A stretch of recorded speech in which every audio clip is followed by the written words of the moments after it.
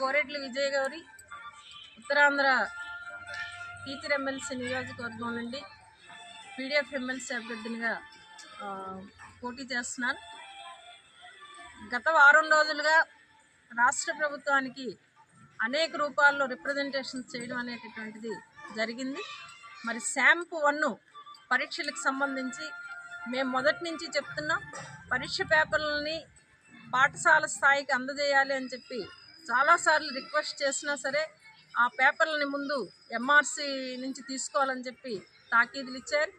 తర్వాత లీకేజీ అయిందనేటటువంటి కారణంతో పోలీస్ స్టేషన్స్కి అప్పచెప్పారు.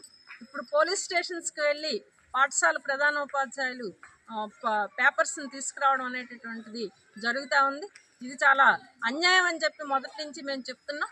పోలీస్ స్టేషన్లు ఎంఆర్సీలు అనేటటువంటివి కాకుండా నేరుగా పాఠశాల స్థాయికి పేపర్లను అందించాలని చెప్పి ఒకవైపు ఉపాధ్యాయ సంఘాలుగా, రెండో వైపు పీడీఎఫ్ ఎమ్మెల్సీ ఫ్రంట్ నుంచి కూడా మేము చాలాసార్లు అడిగినప్పటికీ కూడా మరి పట్టించుకోకపోవటం వలన ఈరోజు జరిగినటువంటి చిత్తూరు జిల్లాలో పూతలపట్టు మండలంలో జరిగినటువంటి దుర్ఘటనకి ఎవరు బాధ్యత వహిస్తారు అని చెప్పి ఈ రాష్ట్ర ప్రభుత్వాన్ని మేము అడగదలుచుకున్నాము.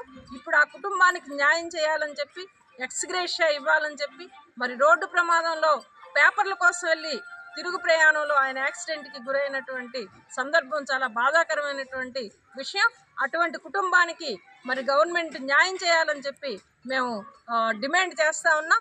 మరీ ముఖ్యంగా భవిష్యత్తులో అయినా సరే ఇటువంటి పరీక్షా పేపర్లని ఎక్కడి నుంచో తెచ్చుకోవాలనేటటువంటి పరిస్థితి లేకుండా పాఠశాల స్థాయికి అందించాలని చెప్పి ఈ రాష్ట్ర ప్రభుత్వాన్ని డిమాండ్ చేయడం అనేటటువంటిది జరుగుతూ ఉంది.